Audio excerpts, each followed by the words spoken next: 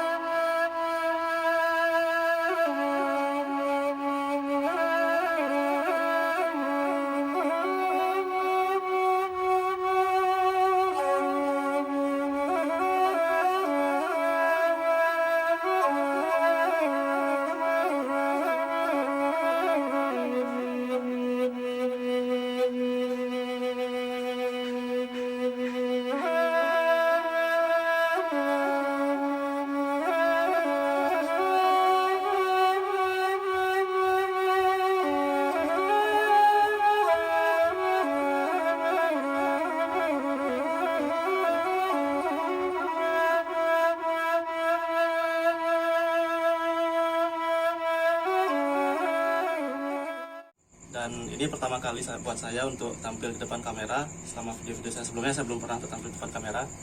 Jujur agak nervous sedikit ya. Oke, sebelumnya saya mau ngucapin terima kasih kepada teman-teman yang udah subscribe channel saya. Sekarang udah 2000 subscriber. Dan sebelum nonton video ini, saya minta subscribe untuk kita bisa berbagi informasi yang bermanfaat dan informasi yang positif.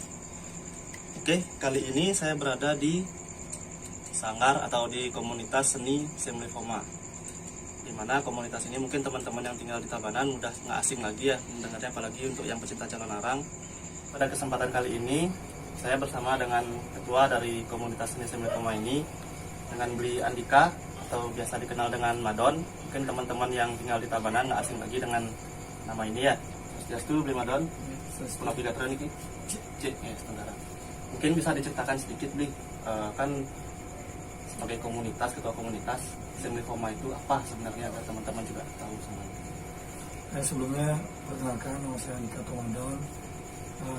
Sebelumnya juga Pasaraya Galungan dan Kuningan, saya semuanya ucapkan dulu buat teman-teman, semoga corona ini cepat berakhir, karena apresiasi seni itu akan mati jika corona ini akan semakin dibuat menyeramkan. Intinya semoga berakhir.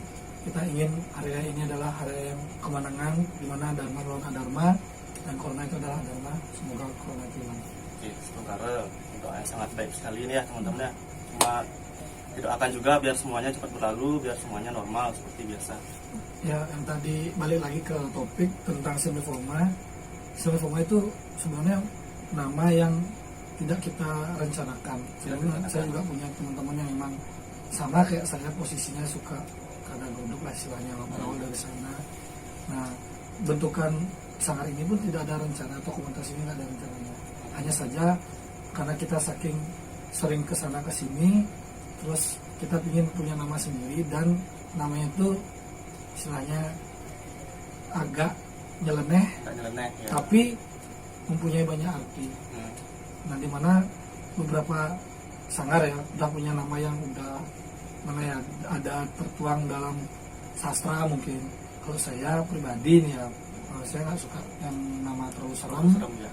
Saya ingin yang polos aja, karena polos itu lebih baik daripada kita banyak gaya istilahnya. Kalau polos itu apa aja bakal masuk. Itu sih tujuannya.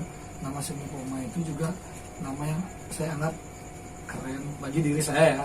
Dan akhirnya itu pun terjadi sampai sekarang. Komunitas kita awet dari 2008 sampai 2020. Maka dari itu nama bukanlah sebagai patokan, tapi namanya sebagai pengingat pengertian. Iya. Ya. Jadi untuk Sanggar Seni Semlifoma ini sendiri kegiatannya apa saja? Kegiatannya kebetulan di Semlifoma ini 90% kecalonan seni calon arang ya. 10%-nya yang multi talenta lah. Istilahnya ada yang bisa menggambar, sehingga ada gamelan juga. Ada yang bisa nari di luar Sawarang, sini juga ada. Artinya 10% itu di luar Sawarang. Tapi sebagian besar 90% basic kita main di Calonarang lah, istilahnya pementasan Calonarang. Jadi intinya sanggar seni atau komunitas seni Calonarang itu lebih ke untuk menjalankan hobi gitu, bisa dikatakan itu ya. Berawal dari hobi. Awal dari hobi. Yang saya bilang tadi, kita awalnya rada guduk, dari awal suka, terus kita menggeluti lah. Nah dalam sejarah ini juga, sebelumnya saya waktu SMP, saya punya yang namanya istilahnya pembimbing lah, pembimbing di daerah Kerambitan. Itu saya waktu umur 14 tahun ya, kurang lebih kelas 2 SMP. Itu saya sudah benar-benar senang melihat Calonarang, awal senang, suka. Terus ditambah saya punya pembimbing di Kerambitan, ngikut istilahnya dulu ngekor jadi kru lah. Akhirnya jodoh saya menjadi istilahnya mayah di Calonarang ini berawal dari sana.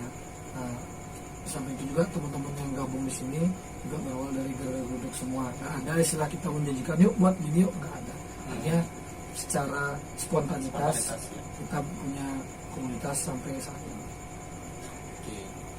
Oh ya, jadi kan di sini saya lihat ada beberapa nih, di sebelah sana juga ada beberapa rangde, di sini juga ada tapaan.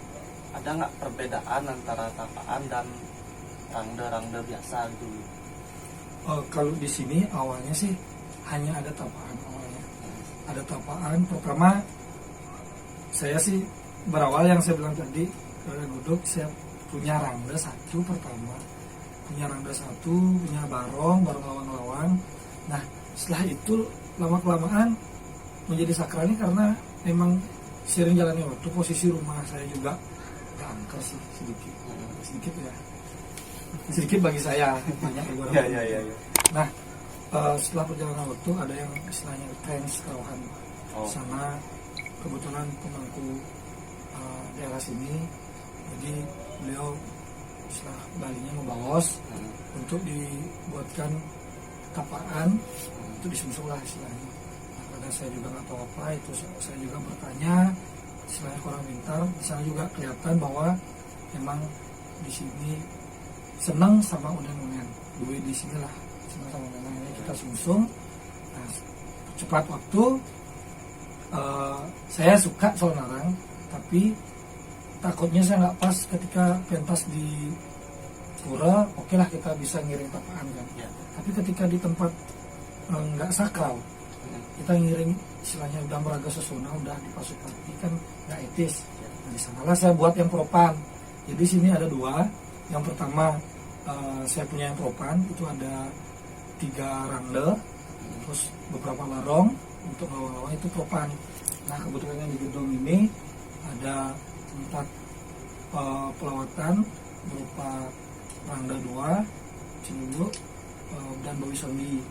Terus ditambah barong dan pengirim barongnya berupa Wanara. Di sini juga kita istilahnya teman-teman yang Gerak Guduk itu juga yang akan membantu yang di gedong. Misalnya pada saat lungo, ide betara kirim kemana, contoh mungkin ke Beliau, lungo atau ke Pura. Nah kalau yang propan ya bebas-bebas saja, krunya itu juga. Jadi kita hanya Calonarang nggak ada beban. Ya karena suatu tempat itu kan kita nggak tahu antara kotor dan tidaknya, itu kita nggak tahu. Mending kalau yang dari pura kita iring tapaan, kalau yang di tempat non sakral kita iring yang propan. Itu sih. Jadi untuk tapaan sendiri ada berapa di sini? Ada tapaan yang tadi saya sudah sebutkan, ada rangda 2 yang melinggih Sugro Pokulun, ada Ratu Niang Sakti dan Ratu Gede Mas Mecaling, itu pelawatan rangda 2. Terus ada lagi 2 pengiring idol. Kalau Ratu Niang Saktinya masalah, ada pengiringnya Ratu Culo atau Ratu Gede Manik. Terus kalau Ratu Gede Mas Becalingnya masalah, ada pengiringnya juga pengabdinya Ratu Bawi Sondinya. Nah kalau Ratu Macannya dari Barong, Ratu Macan pengiringnya ya, atau pengabdinya itu Ratu Wanaranya. Itu yang di sini. Mungkin selama pementasan baik di pura ataupun pementasan biasa, suka dukanya apa aja nih beli kira-kira? Kalau suka duka pada saat pementasan itu banyak versi, antara skala dan skala. Nah kalau di tempat propan sudah pasti kita harus lebih ekstra nih, karena kan semuanya propan. Yang penting kita yang saya bilang tadi,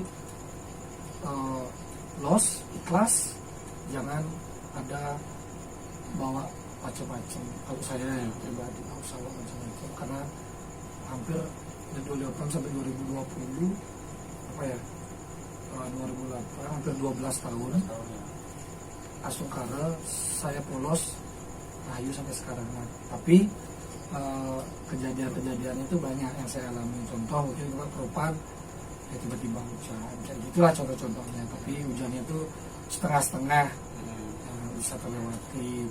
Terus tiba-tiba ada orang yang kerauhan, keris, oke, lewatin juga karena rahayu. Nah kalau di pura lebih sedikit istilah risikonya, karena kan kita ruang lingkup pura nih. Yang penting ingat menasib aja di mana kita pentas kalau di pura Sungkara Rahayu. Oke, mungkin kembali ke sanggarnya sendiri, Bli. Untuk sekarang kira-kira sudah ada berapa anggota yang ikut tergabung di sini? Kalau anggota kita punya istilahnya anggota tetap dan mungkin hanya partisipasi ya. Jadi teman-teman yang tetap itu kurang lebih di angka 60 lah yang tetap ya, kurang lebih nih. Tapi kalau yang partisipan ya di atas 125, di atas 125 kurang lebih. Banyak juga ya? Iya, itu anggotanya. Jadi pada saat ngayah 80% yang inti pasti ikut, 20% partisipan. Artinya win-win bensin itu selama. Kalau yang inti udah pasti dia, karena dia udah tahu istilahnya gayanya seperti apa, kerjaannya seperti mana. Pada saat pementasan mereka udah hafal, habis ini yang diambil, habis ini mereka udah hafal. Itu yang saya butuhkan, tim inti.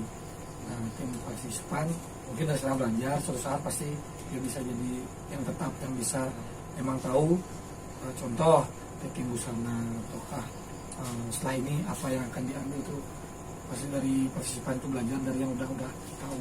Ya. Kalau untuk keanggotaan ada nggak syarat khusus supaya bisa, mungkin teman-teman yang nonton pengen ikut gabung nih ke sanggar ini, ada nggak syarat khusus biar bisa gabung ke sini? Syarat khusus nggak ada, cuman satu aja sih, niat yang tulus, terus nggak ada istilahnya tujuan negatif buat kesini, yang positif aja untuk mendapat pengalaman, untuk berada godok istilahnya, untuk kegiatan yang positif ya. Yang ketiga ya pastinya juga suatu saat bisa menjadi pelaku seninya sendiri. Contohnya mungkin dia bisa nari, pada saat kita udah godok dia mencoba mau nari apa aja dulu contoh, atau nari tele atau nari jauh. Jadi banyak kejadian seperti itu. Awalnya dia cuma gabung berangkat, akhirnya dia tertarik untuk nari culuk, nari jauh, nari tele, akhirnya kesampaian.